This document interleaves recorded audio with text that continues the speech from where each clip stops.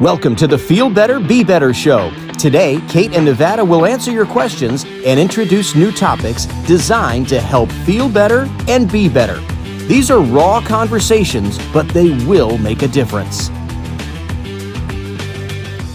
Okay, intro. We're talking all about my pregnancy, All about the babies. about me, making my baby. I really actually am. That's what we're, not mine, but we're talking pregnancy. Yeah. Yep. So, yeah, I'm going to learn all about, like doulas and midwives and last wives. I don't know, all kinds of things. So Yeah. Good luck. Yeah, I mean, the preview of being healthy during pregnancy is, it's a natural part of life. Everybody goes through it. And how do you stay active and eating good things? And I'm never going through it. that's fine.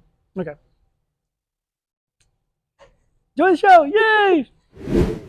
Sweet. Okay. So, our new friend Allison that we have, Yeah, right? She's a doula. she is. And I she don't even know also how to spell doula. Also does maternity yoga, Maternity yoga? prenatal and postnatal. Is that why I couldn't do it? Yeah, you have to have a baby. It's ridiculous. That's I'm Too sexist no, for you? yeah, I'm against that now. Anyway, no, she was great. I guess I don't understand the whole thing of doula. Well, I mean, she'll be able to explain it more to you. A doula is really a person who helps facilitate your birth to make sure you have everything go as according to plan as you want to and be able to help you shift and navigate that world as things change. So a doula can go into you with a hospital or they can go into you with a home birth, however you kind of want them to. But the whole idea is that you build this relationship with them and they know what your goals are for your birth plan of like, do I want to have a natural birth? Do I want to have,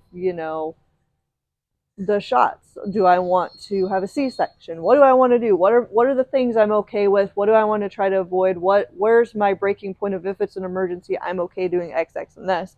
Because when you're in the middle of having birth, it's very difficult to also have to have those conversations and make those decisions because you have a lot going on. So having somebody in your corner who can help you do that is great. Now, usually, a husband, boyfriend, whatever, if you've got a really strong partner or even parent or whoever you have in your corner, might be great and be there, but they might not be any more knowledgeable than you necessarily ahead of time. And whereas a doula is going to have a little bit more information on how birth works and be able to translate that and make sure, unfortunately, there are some doctors or nurses that might try to push you a certain way based on what they want. So they can help be that mitigator in between. Well, we kind of talked about it. I mean, nothing against the medical community whatsoever, but I mean, they kind of have that timeline. They're like, oh, your water broke here. Okay, well, by here you should have this thing. By here you should be doing this. Yes. And stuff like that. Unfortunately, I don't think life always goes that way. It does not. And there are some doctors who are more rigid about like, well, I don't want to have to get up in the middle of the night. So if you don't have contractions at this point, we're going to put you on Pitocin. Well, then if Pitocin's not working, we're just going to take you to a C-section and get this stuff done so I don't have to come in at 2 in the morning when it's ready. But then you have some doctors who are but they great. don't say it that way, though. They always say it in the whole thing where it's like, well, it could be a danger to the baby. Well, It's just like, haven't we been having kids like that for millions of years? Yeah. So there's some that are have different beliefs on pushing that. But that's stuff. the whole point of the doula, is to be able to, they're knowledgeable to be able to help you be able to make the decision that you kind of want to make. Yeah, so that way after the birth, you don't regret, like, I really wish I would have known this more. I really wish I would have stood up to that doctor and said, no, I don't really want to do this. I wish I would have been distracted by all the contractions to actually say, no, I didn't want to do that. Yeah, or I understand what you're saying, but can we wait a little longer and see where this goes? Is the baby really in danger right now, or can we take our time and figure this out? Yeah. And they really facilitate that role a lot better. And they also help you throughout the birthing process, figuring out what you do care about when you're having your birthing plan, because they know a lot about, nutrition and exercise and things that are appropriate to stay healthy and what your options are, because there are so many options you don't even think about. Okay. So when she comes on, she'll be able to talk about a lot. Yeah, I'm sure she can do it a lot better. Yeah. I'm back now stuck where I'm like, okay, so then we have midwife, right? So, I mean, that would obviously come after the first wife and before the last wife. Right in the middle. Right? Yeah, totally how that works. Is that, okay, so I knew more than I thought. No, your midwife pretty much is your provider if you're not going through a doctor. So some of them can be in birthing centers, most of them will do home births, but they basically replace your standard OBGYN that would help you give birth. So they're, have a background and all the medical stuff and how the natural birthing process goes. And So are there kind of different styles in on the midwives? They're not like similar?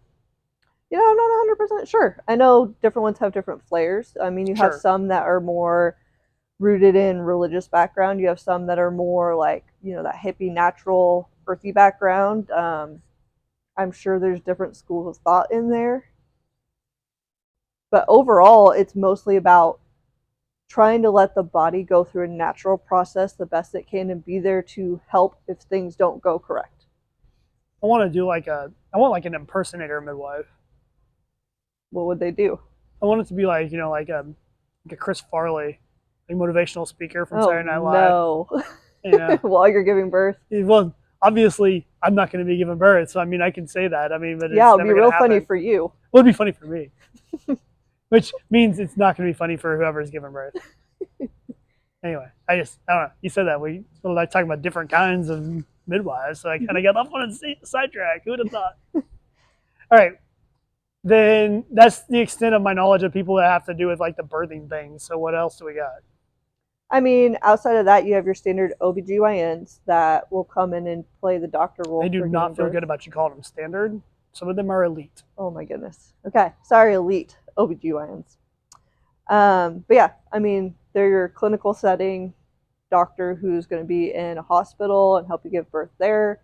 Again, different school of thought. Some will go with more of a natural birth. Some will go all the way up to, really pushing for the C-section.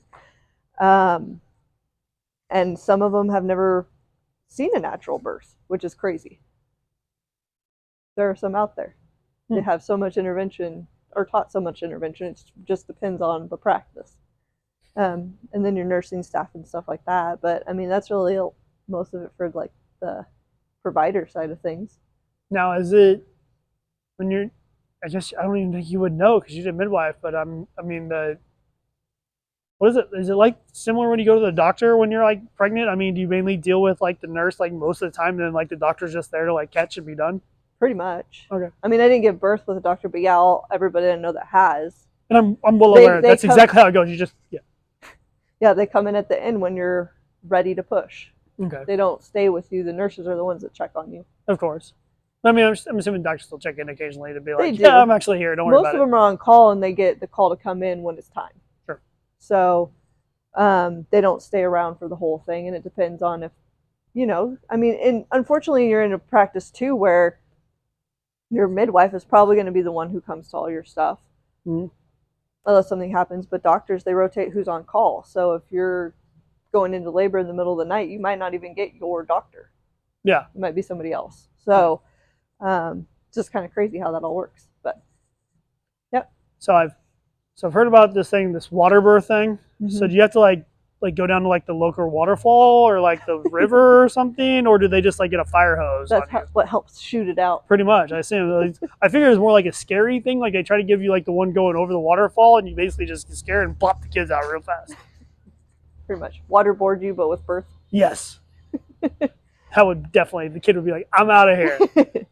No, water birth is you're in a tub, and the water's supposed to take pressure off of your belly and your back and everything when you're having contractions to make it more easy on your body, more soothing while you're getting ready to give birth. Okay. Is the theory. Again, I did not do that one either, so I don't know. I can't speak exactly how it feels. Okay. I haven't given birth yet, so I mean I can't go on either way. I'm working on it though.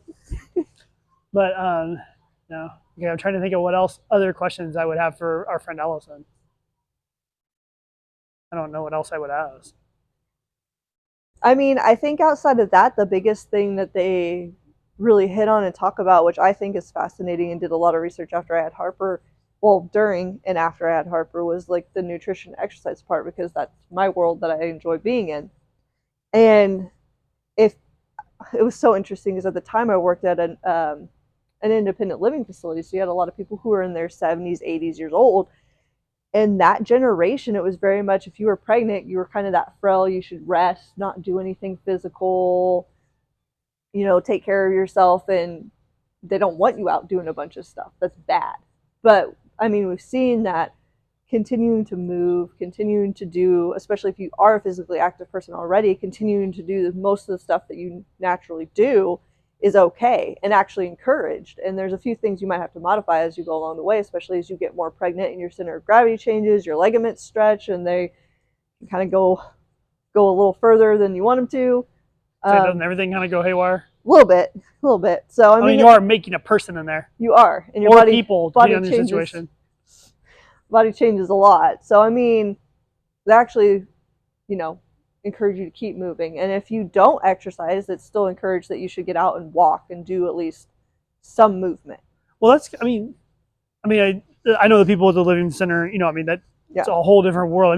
But look at how we've changed on just like surgeries and stuff too. It used to be when you get like your ACL repaired or something like that, they were like, don't move for like 4 weeks. They had you like, graced in that you couldn't even hardly move. And now they're kind of like a couple of hours after surgery, like, okay, it's going to hurt really bad, but we're going to go get you moving. And it's amazing how much those things can change so much with just some science and some, studies and some research. But it's crazy how much people who grew up with that information, even though they have heard the new information out there, still are so rooted in what they were supposed to do when they were in that situation. Well, that's what they heard. That's what they were learning. That's what they were taught. Because I would move tables and I'd be doing the exercise and like, you really need to slow down. I'm like, I'm good. My doctor said I'm fine.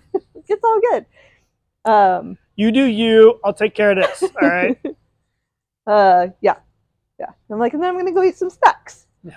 Because that was the best part. Is all the events there were snacks everywhere, so I could snack the whole time. I bet. But yeah, outside of that too, the nutritional stuff is really interesting because everybody says, oh, you're eating for two or you're going to have cravings and you should kind of go with it. And there's a certain point, like, especially that first trimester when like either nothing sounds good or certain things sound really good that your body might be talking to you. And you just kind of have to, or if you're sick to your stomach all the time, you just kind of have to do what you can do. But for the most part, if you eat a pretty balanced diet as far as like a variety of fruits and vegetables and you're getting a good amount of protein in there, you want those numbers to be really good still, but you add in a few more snacks and you're usually okay. Now I know when I'm, during pregnancy and stuff was always more snacky versus huge meals, kind of had to tailor it towards like smaller stuff multiple times throughout the day, but. Yeah, I could be up for eating all day. I'm okay with that. Yeah. Maybe I'm pregnant. Maybe. I'm open one of these days. But yeah, it's then I can go to baby yoga, pregnant yoga. You could. Prenatal yoga. Maybe they do like a mom and dad yoga class and like partner yoga class. I'm busy that day. Oh my goodness. Okay. But yeah, that and there's like they give you all kinds of stuff to relieve things that are uncomfortable while you're pregnant, things that can help you be more comfortable when you're giving birth. They have all kinds of resources. So, we could sit here and talk probably like 6 episodes she could probably do. We'll save that for Allison. Yeah, but it's just, you can drive down that hole and just keep on going. There's so much you could talk about. Okay, well, there's then our preview for later episodes. Yeah, something to look forward to for a future guest. Sweet.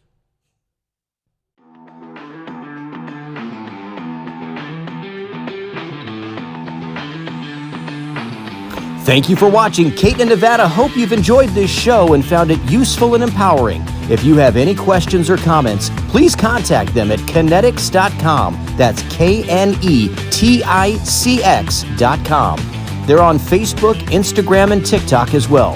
And please write a review of the show. Kate in Nevada appreciate hearing the feedback, and they welcome your reviews, and your word of mouth will help others learn how to feel better and be better.